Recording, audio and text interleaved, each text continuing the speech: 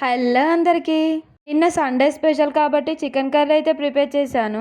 ముందుగా కొన్ని మసాలా దినుసులు అయితే ప్లేట్లో ఇలా తీసుకొని పెట్టుకోవాలి. ఆనియన్, పచ్చిమిర్చి కూడా కట్ చేసుకొని పెట్టుకోవాలి. స్టవ్ మీద కడాయి పెట్టుకొని ఆయిల్ వేడెక్కాక ఇందులో మసాలా దినుసులు యాడ్ చేసుకోవాలి. మసాలా దినుసులు వేగిపోయిన తర్వాత పచ్చిమిర్చి, ఆనియన్ కూడా వేయాలి. అవి వేగిపోయిన తర్వాత కొంచెం కొత్తిమీర, మెంతి ఆకు తీసుకొని ఇందులో యాడ్ చేసుకోవాలి. మెంతి వేయడం వల్ల టేస్ట్ కూడా చాలా బాగుంటుంది కర్రీ.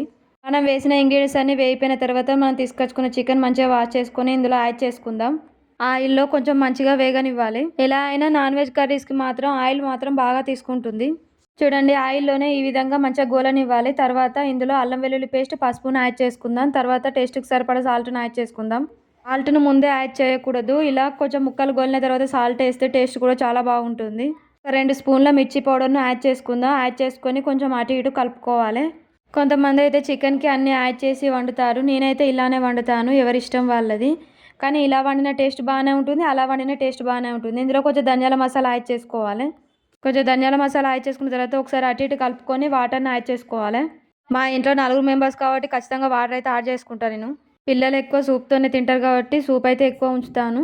చూడండి, కర్రీ అయితే పూర్తిగా దగ్గర పడిపోయింది. పూర్తిగా సూప్ మొత్తం దగ్గర పడిన తర్వాత స్టవ్ ఆఫ్ చేసుకుంటే సరిపోతుంది. వేడివేడి రైస్లోకి ఇలా లెమన్స్ ఆనియన్ వేసుకొని కర్రీ వేడివేడి రైస్ తింటే టేస్ట్ మాత్రం పర్ఫెక్ట్గా ఉంటుంది. వీడియో నచ్చితే ఒక లైక్ ఇచ్చి సబ్స్క్రైబ్ చేసుకోండి. Bye bye.